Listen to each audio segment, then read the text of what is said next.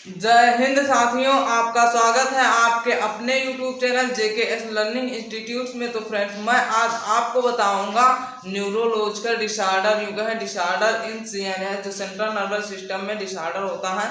तो जो डिसीज उत्पन्न होती है, मैंने इसके पहले वाले पार्ट में 2 डिसीज के बारे में डिस्कस किया है, Parkinson disease and epilepsy. Epilepsy का मतलब है मिर्गी। अब यहाँ पर हम डिस्कस करेंगे 3 डिसीज का, और इस पार्ट में 3 डिसीज पर डिस्कस करेंगे। तो पहली डिसीज हमारी कौन सी है?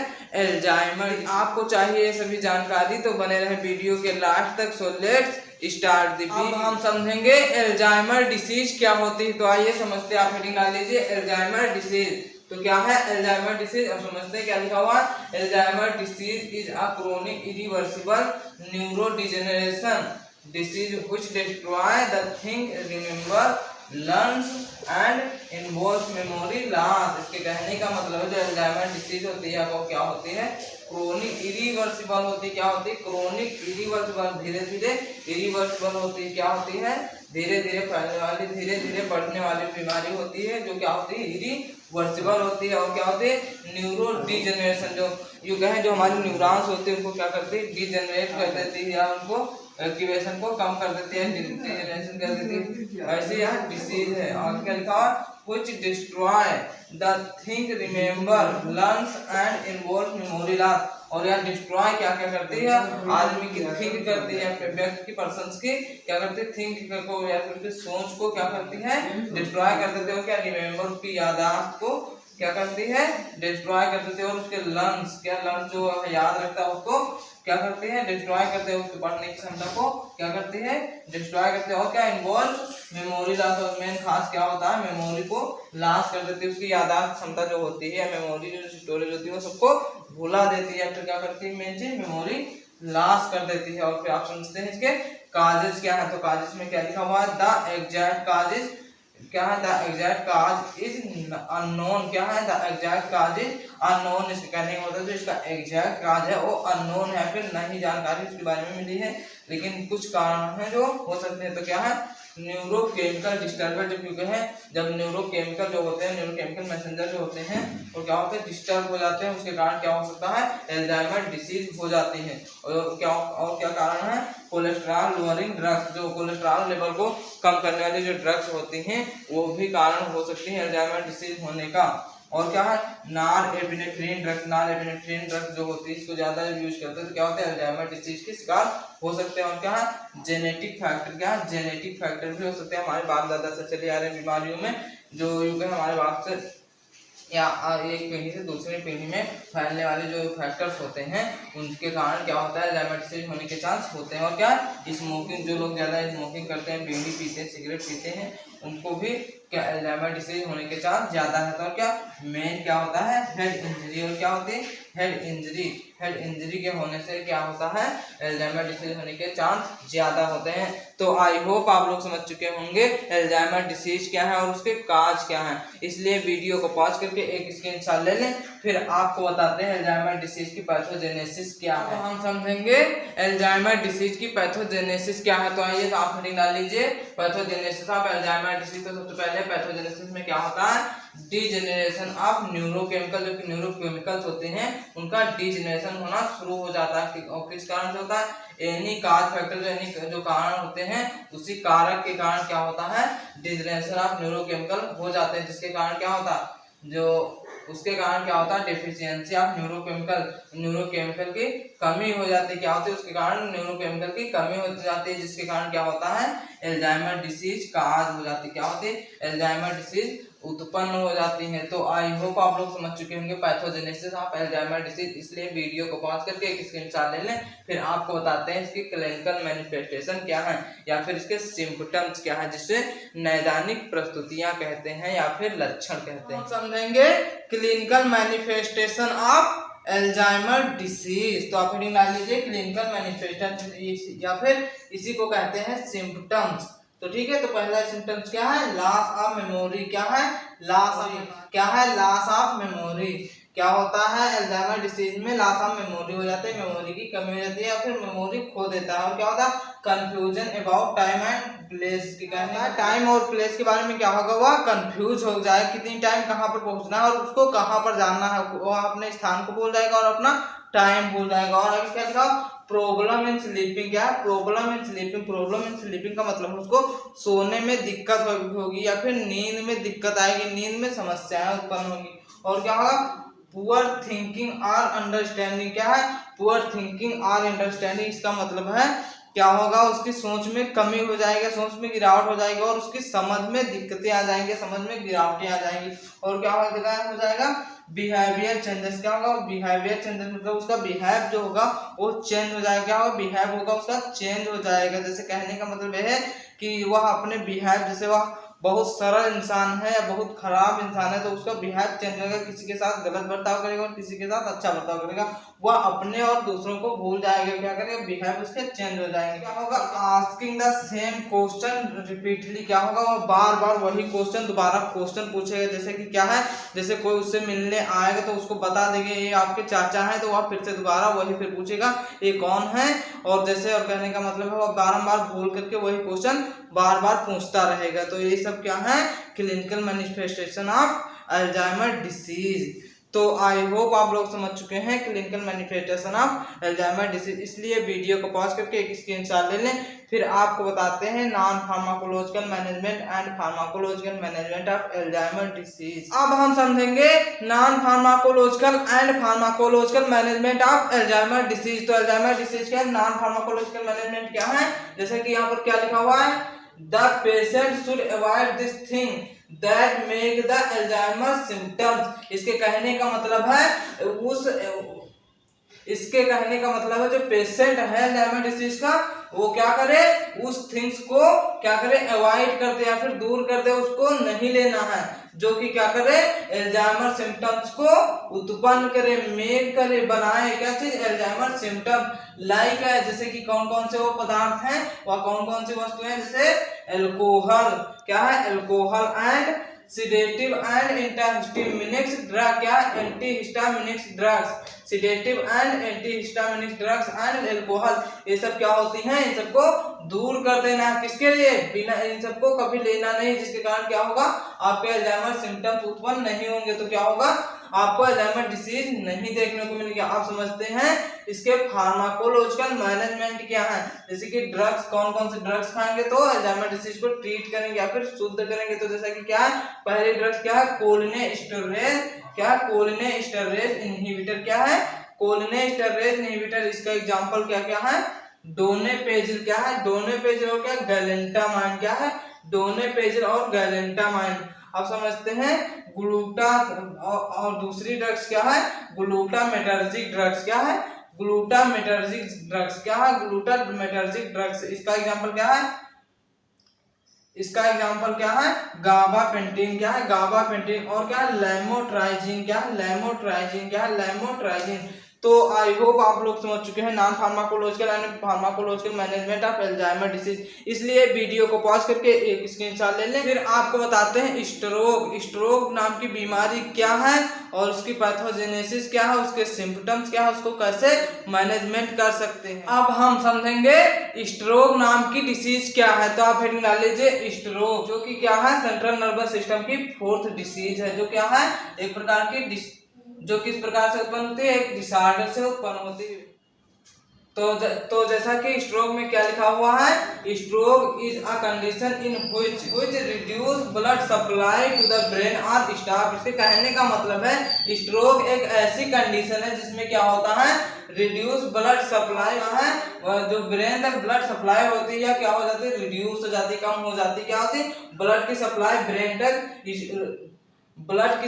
ब्रेन तक क्या होती है, रिड्यूस हो जाती है, फिर कम हो जाती है। और क्या होता है, अथवा स्टॉप हो जाती है तो बंद हो जाती है, जिस कारण जिसके कारण क्या होता है, आपको स्ट्रोक हो जाता है। क्या होता है, स्ट्रोक हो जाता है। क्या होता है, ब्लॉक हो जाते हैं, ब्लॉकेज हो जाती है, आर्टरीज ब्लॉकेज हो जाती है, और क्या होता है, हेमोरेज हो जाता है। और आप समझते हैं इसके काज क्या है, तो काज में क्या है, blockage in brain arteries, brain में आर्टरीज होती हैं वो क्या होती है, ब्लॉक हो जाती है, जिसके कारण क्या होता है, स्ट्रोक नाम की डिसीज उत्पन्न हो जाती है। और क्या जो इसके काज और क्या है, काज है स्मोकिंग। स्मोकिंग क्या, बीड़ी पीना, तंबाकू खाना, काज क्या है, बीड़ी पीना, सिगरेट पीना, ये सब क्या है, इसके काज है। और क्या उसी को क्या कहते हैं, स्मोकिंग, मतलब स्मोक करना, क्या स्मोक करना, खींचना, ठीक है।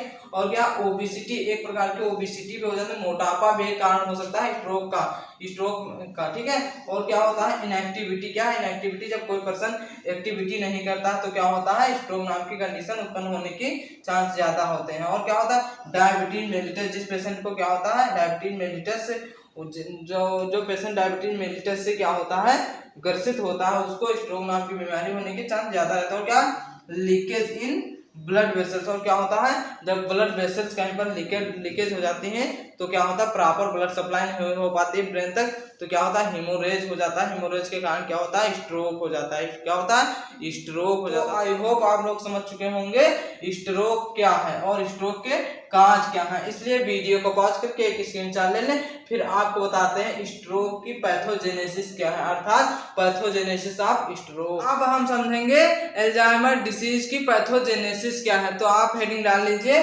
Pathogenesis of Alzheimer disease. तो जैसा कि क्या होता है, सबसे पहले क्या होता है, ब्लॉकेज इन ब्रेन आर्टरी। क्या होती है, जो ब्रेन आर्टरी होती हैं ब्लॉकेज हो जाती है, क्या होती है, ब्लॉक हो जाती है, जिसके कारण क्या होता है, reduce blood supply in brain, जिसके कारण क्या होता है, ब्रेन में ब्लड सप्लाई कम हो जाती है, रिड्यूस हो जाती है। क्या होती है, रिड्यूस हो जाती है। क्या होता है, blockage in brain artery, brain की आर्टरी होती है वो ब्लॉक हो जाती है, जिसके कारण क्या होता है, ब्लड सप्लाई ब्रेन में क्या होता है, रिड्यूस हो जाता है या फिर कम हो जाती है। और उसके कारण क्या होता है, डेथ ऑफ ब्रेन सेल्स। क्या है, डेथ ऑफ ब्रेन सेल्स, जो ब्रेन की सेल्स होती हैं वो क्या हो जाती है, डेथ हो जाती है, अर्थात मर जाती हैं, जिसके कारण क्या होता है, लॉस ऑफ ब्रेन फंक्शन, जिसके कारण क्या होता है, जो ब्रेन का फंक्शन होता है, ब्रेन का कार्य होता है वो क्या होता है, कम हो जाता है, जिसके कारण क्या होते हैं, अल्जाइमर डिसीज उत्पन्न हो जाती है। क्या होती है, अल्जाइमर डिसीज उत्पन्न हो जाने के कारण क्या होता है, इसके सिम्पटम्स देखने को मिलते हैं। तो आई होप आप लोग समझ चुके होंगे पैथोजेनेसिस ऑफ अल्जाइमर डिसीज। इसलिए वीडियो को पॉज करके एक स्क्रीनशॉट ले लें, फिर आपको बताते हैं clinical manifestation of Alzheimer disease. Alzheimer disease के सिम्पटम्स क्या है या फिर नैदानिक प्रस्तुतियां क्या हैं। अब हम समझेंगे clinical manifestation of Alzheimer disease. Alzheimer disease की क्लिनिकल मैनिफेस्टेशन क्या है या फिर नैदानिक प्रस्तुतियां क्या है और उसके सिम्पटम्स क्या है। तो जैसा कि जब आपको क्या होगा, अल्जाइमर डिसीज से ग्रसित हो जाएंगे या फिर पेशेंट ग्रसित हो जाएगा तो क्या होगा, उसको सबसे पहले क्या होगा, डिजीनेस होगा। क्या होगा, उसको चक्कर आएगा। क्या आएगा, चक्कर। और क्या होगा, डिफिकल्टी इन स्पीकिंग, उसको बोलने में प्रॉब्लम होगी। क्या होगी, उसको बोलने में प्रॉब्लम होगी।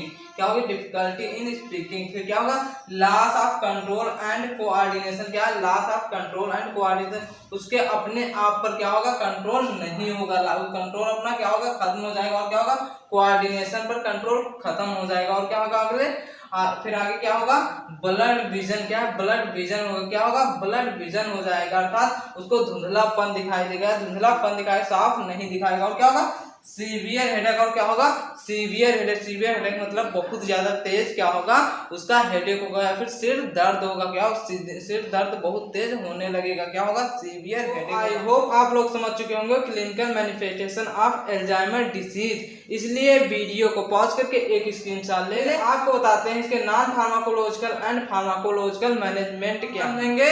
नॉन फार्माकोलॉजिकल एंड अब हम समझेंगे non pharmacological and pharmacological management of stroke. Sorry यहाँ पर कहेंगे क्योंकि मैंने पीछे जो मैंने आपको क्लिनिकल मैनिफेस्टेशन एंड जो आपको पैथोजेनेसिस बताया उसमें क्या है, स्ट्रोक की पैथोजेनेसिस आपको बताए हैं क्लिनिकल मैनिफेस्टेशन, और मैंने बोल दिया है अल्जाइमर। तो इसलिए मैं यहाँ पर बताऊंगा स्ट्रोक के non pharmacological and pharmacological management. तो आप हेडिंग डाल लीजिए non pharmacological management of stroke. क्या है, non pharmacological management of stroke. तो जैसा कि क्या लिखा हुआ फर्स्ट, सबसे पहले आप फर्स्ट में क्या लिखेंगे, कॉन्टैक्ट। आप डॉक्टर क्या है, आप सबसे पहले क्या करेंगे, डॉक्टर से कॉन्टैक्ट करेंगे, क्या करेंगे, डॉक्टर से कॉन्टैक्ट करेंगे। सेकंड में क्या करेंगे, आप डायग्नोसिस करेंगे, क्या करेंगे, डायग्नोसिस करेंगे, क्लियर आपको स्ट्रोक है या फिर नहीं है, किसी अदर कारण से आप किसी अदर कारण से हेडेक के अंदर जो सिम्टम्स दिख रहे हैं। फिर आप समझते हैं इसके फार्माकोलॉजिकल मैनेजमेंट क्या है, फिर समझेंगे इसके फार्माकोलॉजिकल मैनेजमेंट क्या है। फार्माकोलॉजिकल मैनेजमेंट में क्या है, एंटी प्लेज इंजेक्शन। क्या है, एंटी प्लेज इंजेक्शन। सबसे पहले क्या दिया जाएगा, इमरजेंसी कंडीशन में आप एंटी प्लेज इंजेक्शन देंगे। क्या है, आप एंटी प्लेज इंजेक्शन देंगे। जो एंटी प्लेज इंजेक्शन होता है वो क्या होता है, it dissolve the blood clot and release the blood flow. ये जो एंटी प्लेज इंजेक्शन होता है क्या होता है, यह डिजॉल्व करता है किसको, ब्लड क्लॉट। जो क्लॉट होता है ब्लड का थक्का बन जाता है उसको क्या करता है, डिजॉल्व करता है, उसको फिर से घोलता है और क्या करता है, इट रिलीज ब्लड फ्लो। और क्या करता है, ब्लड फ्लो को क्या करता है, रिलीज करता है, क्या ब्लड फ्लो बढ़ा देता है। और दूसरी ड्रग्स क्या है, एंटीकोएगुलेंट ड्रग्स। एंटीकोएगुलेंट ड्रग्स क्या होती हैं, इसका एग्जांपल क्या है, हिपैरिन। क्या है, हिपैरिन। और क्या, वारफेरिन। क्या है, heparin and warfarin. And anticoagulant drugs जो होती हैं क्या करती हैं, जो युग है, जो किसी की प्रकार का ब्लड में जब किसी प्रकार का थक्का जमने वाला होता है तो उसको क्या करता है, थक्का जमने से रोकती हैं।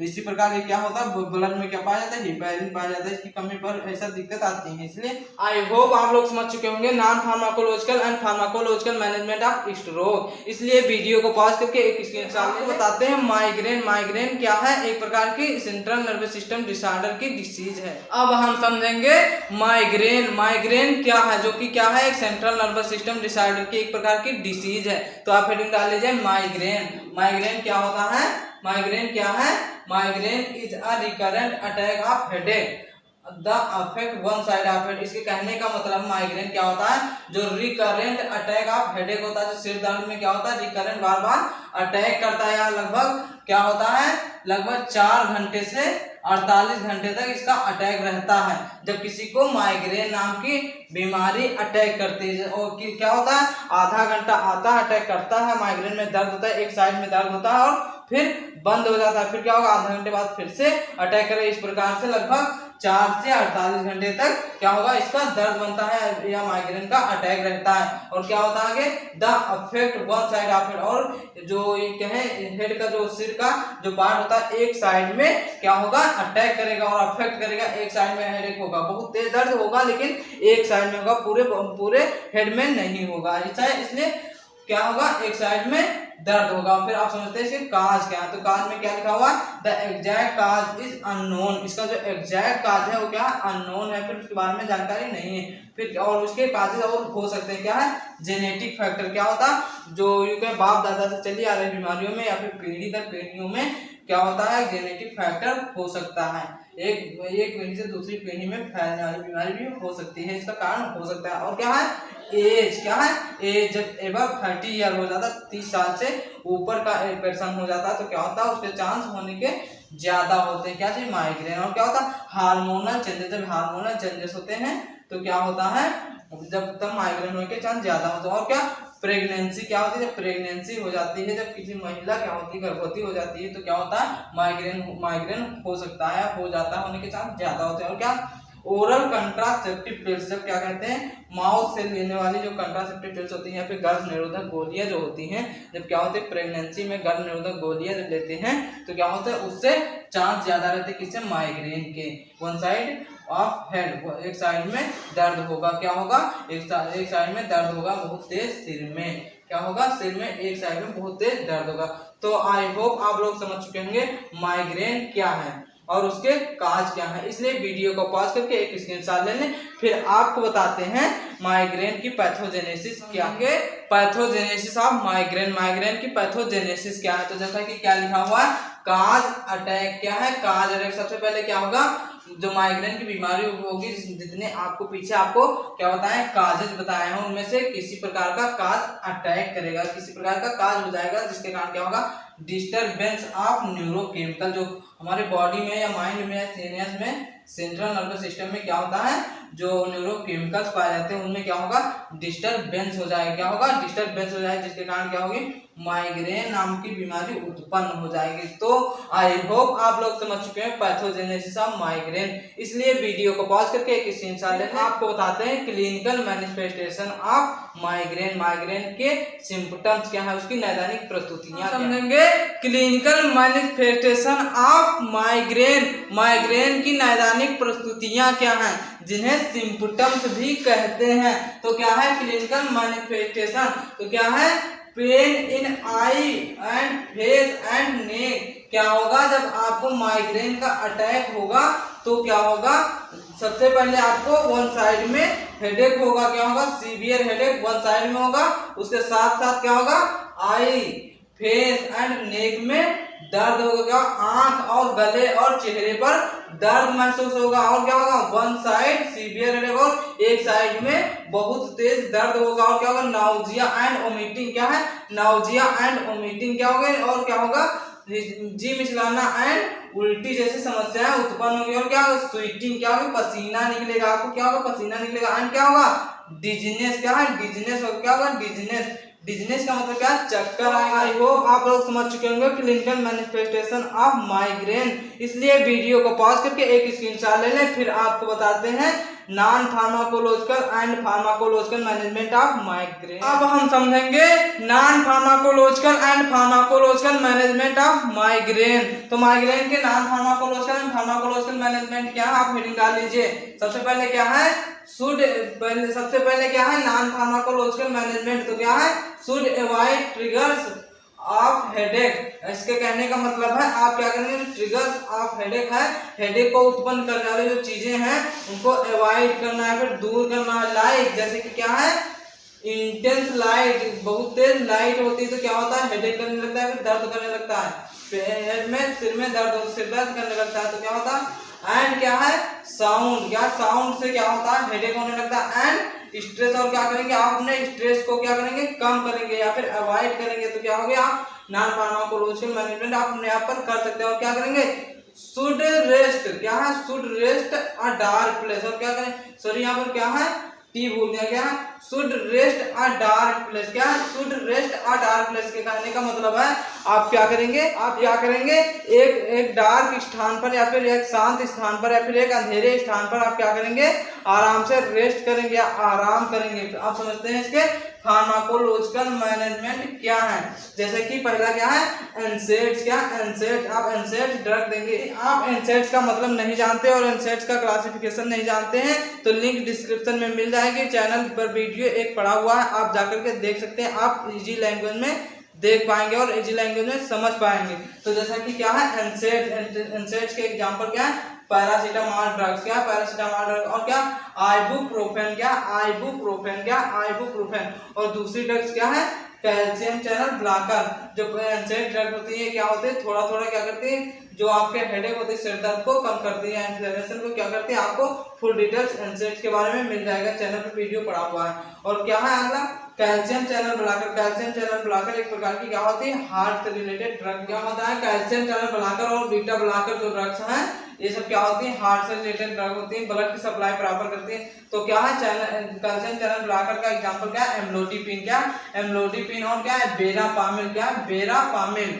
और अब अगला क्या है, बीटा ब्लॉकर। क्या, बीटा ब्लॉकर। बीटा ब्लॉकर का एग्जांपल क्या है, एटेनोलोल। क्या, एटेनोलोल। क्या, एटेनोलोल एंड प्रोप्रानोलोल। क्या, प्रोप्रानोलोल। क्या, प्रोप्रानोलोल। क्या, प्रोप्रानोलोल। फिर अगली क्या ड्रग्स है, एंटी डिप्रेसेंट्स। क्या, एंटी डिप्रेसेंट्स क्या होते हैं, जो डिप्रेशन को कम करते हैं, डिप्रेशन को खत्म करती है। तो वो ड्रग्स क्या है, एमिट्रिप्टाइलिन। उसके एग्जांपल क्या है, एमिट्रिप्टाइलिन। और क्या, वेनलाफैक्सिन। क्या है, वेनलाफैक्सिन एंड एमिट्रिप्टाइलिन। आप समझते हैं। और क्या है, एंटी एपिलेप्टिक ड्रग। क्या, एंटी एपिलेप्टिक, जो एपिलेप्टिक को खत्म करते हैं, एपिलेप्टिक को समाप्त करते हैं। तो क्या, एंटी एपिलेप्टिक। क्या है, एंटी एपिलेप्टिक ड्रग्स का एग्जांपल क्या है, बैलप्रोएट। क्या, बैलप्रोएट। और क्या, कार्बामाजेपिन। क्या, कार्बामाजेपिन। क्या, कार्बामाजेपिन। और अब अगली ड्रग्स क्या, विटामिन। क्या, विटामिन। विटामिन में क्या है, आप राइबोफ्लेविन लेंगे, विटामिन B12 इसी को कहते हैं, क्या कहते हैं, राइबोफ्लेविन या फिर विटामिन B12। तो आई होप आप लोग समझ चुके हैं नाम pharmacological and pharmacological management of migraine. इसलिए वीडियो को पॉज करके एक स्क्रीनशॉट ले लें। आई होप आप लोग समझ चुके होंगे disorder in central nervous system में 5 प्रकार की डिसीज, कौन प्रकार की डिसीज आपको पहले पार्ट में बता चुका हूं और इस पार्ट में मैंने 3 प्रकार की डिसीज बता चुका हूं। यदि आपको किसी प्रकार की दिक्कत आ रही समझने में तो कमेंट में जरूर बताएं कहां पर आपको दिक्कत आ रही, मैं उसका सोल्यूशन या रिप्लाई जरूर करूंगा। यदि आप disorder in central nervous system का पहले पार्ट का वीडियो नहीं देखा तो लिंक डिस्क्रिप्शन में मिल जाएगी, आप जाकर के देख लें, फिर उसके बाद ही पार्ट 2 को स्टार्ट करें। और यदि एनसेट का वीडियो देखना है तो लिंक डिस्क्रिप्शन में मिल जाएगी, आप जाकर के देखें। आपको वीडियो थोड़ा सा भी इंफॉर्मेटिव लगा है तो चैनल को सब्सक्राइब कर लें ताकि डेली पर डेली नोटिफिकेशन आपको मिलती रहे। Thanks for JKS learning institute.